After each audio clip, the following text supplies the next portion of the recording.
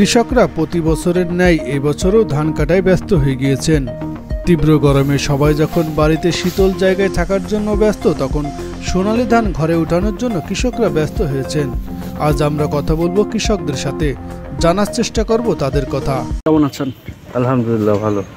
এবছর কত বিঘায় চাষ করলেন ধান? 4 বিঘা জমিতে ধান চাষ করেছি। 4 বিঘাতে চাষ করেছেন, তাতে হচ্ছে কি পরিমাণ ধান পাবেন আশা করছেন?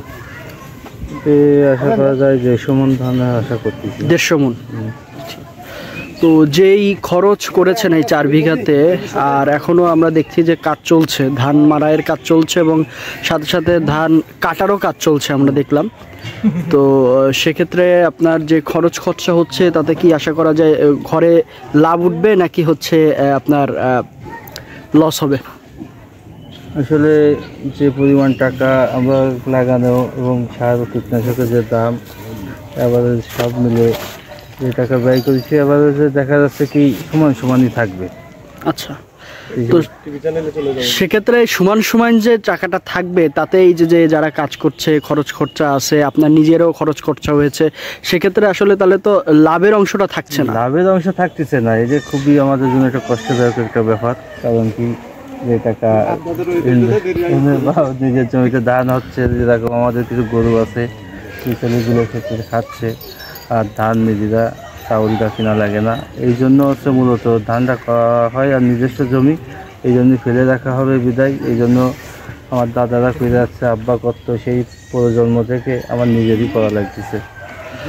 এটা আপনার জমি, এর জন্য আপনি হয়তো টিকে থাকতে পারছেন, বাট আমি যদি হচ্ছে বলি যে আপামর যে সাধারণ কৃষক যারা রয়েছে, যারা প্রান্তিক কৃষক রয়েছে, তাদের তো আসলে বর্গা করে বা টাকা ধার করে, লোন করে, এরপর হচ্ছে সেচ, সার এবং হচ্ছে বীজ থেকে শুরু করে ঘরে তোলা পর্যন্ত তারা কাজ করছে। এখন এই যে তারা টাকা ধার করে বর্গা করে জমি নিয়ে চাষ করছে, তাদের অবস্থানটা আসলে কোথায়? তারা তো আসলে এই পরিস্থিতিতে লাভ ঘরে তুলতে পারছে না। যারা বর্গা জমি করে বা তাদের জন্য খুবই, তারা তো এক পর্যায়ে নিঃস্ব হয়ে যাওয়ার মতন। কারণ কি, বর্গা করে ধান লাগালে হয়তো মহাজনদের হয়তো অর্ধেক ধান দিয়ে দিতে হয়, যে খরচটা হয়, মহাজন তো সেই খরচটা দেয় না। আসলে সেই খরচটা দিতে গেলে তার নিজের শ্রমটা চলে যাচ্ছে, সেই সাথে আছে যে টাকা ইনভেস্ট করতেছে, সে ধান বিক্রি করেও সে তার মূলধন সে তার ঘরে তুলতে পারতেছে না, যার জন্য সে খুব ঋণগ্রস্ত হয়ে যাচ্ছে এবং দিনাদায়কের জন্য সে খুব ক্ষতিগ্রস্ত হয়ে যাচ্ছে। এর থেকে উত্তোলনের পথ কি হতে পারে? আপনি কি মনে করেন যে কি উপায় অবলম্বন করলে বা কি আসলে সুযোগ সুবিধা বৃদ্ধি করলে আমাদের কৃষকরা এই সমস্যা থেকে উত্তোলন ঘটাতে পারবে? আসলে এইগুলো আছে, যেরকম সার, কীটনাশক বা বীজ, এইগুলো যদি সুলভ মূল্যে পায়, আর এদের জন্য দেখা যাচ্ছে কি, তাতে কৃষি যদি কোনো বড় ধরনের কোনো ভর্তুকি যদি পায়, তাতে সেই ধরনের কৃষক, সরকার কিন্তু দিচ্ছে, সরকার ভর্তুকিও দিচ্ছে, সার, আসলে সেচ, ডিজেল, এই ব্যাপারে কিন্তু সরকার ভর্তুকি দিচ্ছে। আসলে সারের ভর্তুকি তো আমাদের গভর্নমেন্ট দিয়েই থাকে, এই যে আমরা জানি, কিন্তু কৃষকের মাঝে কিছু সার দিচ্ছে, কিন্তু আসলে যে কৃষক যে সার পাচ্ছে সেটা হয়তো হাতে গোনা 2-4 জন পাচ্ছে। তাহলে এই সারটা কোথায় যাচ্ছে? এই সারটা যে হয়তো কোথায় যাচ্ছে, বা ডিলার নিয়ে যাচ্ছে, বা সিন্ডিকেটের মাধ্যমে কোনো জায়গায় বিক্রি হয়ে যাচ্ছে। আসলে তো মূলত সার যেটা দিচ্ছে সেটা তো কৃষক আসলে তার হাতে তো পৌঁছচ্ছে না।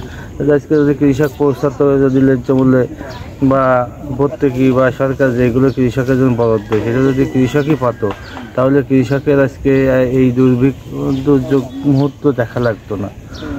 আজকে কৃষক তো সেই মুহূর্তে, এখন সরকার দিচ্ছে না তা না, সরকার যথেষ্ট দিচ্ছে, সরকার যথেষ্ট আন্তরিক। এই সরকার বারবার বলছে যে তারা কৃষক বান্ধব সরকার এবং কৃষির জন্য সরকার আরও বেশি ভর্তুকি কিন্তু দিচ্ছে।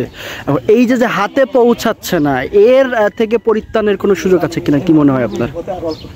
এটা যদি পরিত্রাণ, যারা কৃষি কাজ করে, যাদের কৃষি কার্ড আছে, তাদের যে কজন কৃষক, তাদের মাধ্যমে আছে, এই যেরকম ডিলারের মাধ্যমে না দিয়ে দেখা যাচ্ছে ওয়ার্ড পর্যায়ে যে সমস্ত লোক, ওই যে কৃষি অফিসাররা যারা আছে, তাদেরকে তদন্ত করে তাদের কার্ড এবং নাম টাম দিয়ে এই অঞ্চলে কতজন, যেরকম দিয়ে না মোহর করা, এই অঞ্চলে কতজন লোক ধান চাষ করেছে, কতজন লোক কৃষি কার্ড আছে, তাদেরকে সংগ্রহ করে নিয়ে তাদের তালিকা করে, সেই তালিকা অনুযায়ী যদি বরাদ্দ তার নামে চলে আসে, তাহলে হয়তো এটা সব কৃষক পাবে। তার মানে আপনি বলতে চাচ্ছেন যে প্রতিটা কৃষকের এনআইডি কার্ডের মতো একটা কার্ড থাকবে, কৃষি কার্ড থাকবে, অলরেডি আছে, অলরেডি প্রত্যেকটা অঞ্চলে সারা বাংলাদেশে গভর্নমেন্ট তাদের কৃষি কার্ড করে দিয়েছে। তাহলে সেই কৃষি কার্ড দিয়ে যদি টিসিপির চাল বা অন্য যেই সেবাগুলো সরকারের আছে সেই সেবার মতো হচ্ছে সেবা কেন্দ্র থেকে, অর্থাৎ সার প্রদান, বীজ প্রদান বা হচ্ছে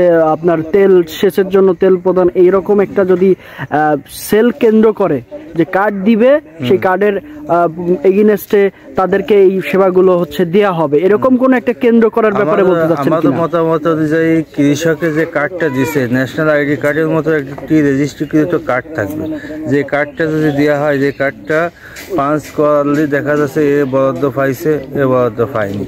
কারণ কি সেরকম সিস্টেম থাকলে তখন বাংলাদেশের কোনো প্রকার দুর্নীতি বা কোনো প্রকার একজনের সার কীটনাশক আরেকজন দিতে পারবে না। আর যাদের যে নিতে পারলো না তার হয়তো সেই মালটা ওইখানে থেকে যাবে, বা তার কোনো লোকজন বা তার পরিবারের অন্য কোনো সদস্য রিসিভ করতে পারবে। সেরকমভাবে ব্যবস্থা করলে হয়তো বা সমস্ত কৃষকই সেই ভর্তুকি বা সব কিছুই পাবে। ধন্যবাদ আপনাকে। ধন্যবাদ আপনাকেও। কত বছর এই ধান কাটার কাজে আছেন? এই জায়গা, হ্যাঁ, এই জায়গা আগে একটা না 10-15 বছর করে দিচ্ছি, পরে ইদানিং বন্ধ দিচ্ছি, বন্ধ দিয়ে গত বছর থেকে আসা ধরেছে, আবার ধান কাটা শুরু করছে, আবার ধান কাটা শুরু করি। আচ্ছা আচ্ছা, তাহলে প্রায় 10 বছরের মতো আপনি ধান কাটার সাথে আছেন। হ্যাঁ। আচ্ছা, এই যে প্রচন্ড গরম, এই গরমে তো ধান পেকে গেছে, কিন্তু হচ্ছে যে এইটা সুবিধা যে বৃষ্টি হলে তো ধানগুলো নষ্ট হয়ে যাবে। হ্যাঁ ভাইয়া, মানে সবাই বৃষ্টি চাইলেও এখন আপনারা বৃষ্টি চাচ্ছেন না, যে ধানগুলো আগে ঘরে উঠানো হোক নাকি? তাতে হচ্ছে আপনার ডেইলি কেমন মজুরি আসে এতে? এখন কিছু হাতে ভাই 1900 আমার কত করে দেবে বলে দেখছি। আচ্ছা আচ্ছা, ডেইলি? ডেলি। আচ্ছা আচ্ছা, কয়টা থেকে শুরু করেন? সকালে 6:30তে শুরু করি আর 5-5:30 পর্যন্ত করি। মাঝে একটু করে দিই, একটু দুপুরবেলা খাওয়ার রেস্ট বাদে সকাল থেকে হচ্ছে একদম বিকেল পর্যন্ত চলে। হ্যাঁ। এটা কি জাত ধানের? কি ধান? এমন 28 না? এখন তো তাহলে দেশের বাকি অঞ্চলগুলো তো ওই 28 যেখানে চাষেছে সব পেকে গেছে, সব পেকে গেছে। তার মানে হচ্ছে আর মানে 3-4 দিনের ভিতরেই অন্য অন্য যেসব খেতে এখনো ওঠে নাই ওরা উঠাই ফেলবে। হ্যাঁ। আচ্ছা, এছাড়া আর কি করেন? মানে ধান তো হচ্ছে ধান কাটার পরে ভাই আমরা বোট মাটি করি। আচ্ছা, বরিশালে মাটি কাজ করি, এই ডেলি হিসাবে যেটা আসে আর কি। হ্যাঁ, মোটামুটি আমার একদিন না খাটলে পরের দিন হাড়িয়ার চুলু পার উঠবে না। আচ্ছা আচ্ছা, বুঝতে পারছি। আমার কোনো, তার মানে হচ্ছে যেইটা যখন যেই কাজটা পাওয়া যায়, যখন যেই কাজটা হাতে আসে সেই কাজটাই আর কি। আবার আষাঢ় শ্রাবণ মাসে ভৈরব মোটামুটি কাজ কোনোটা আমার অজানা নেই, কম বেশি জানা আছে সব।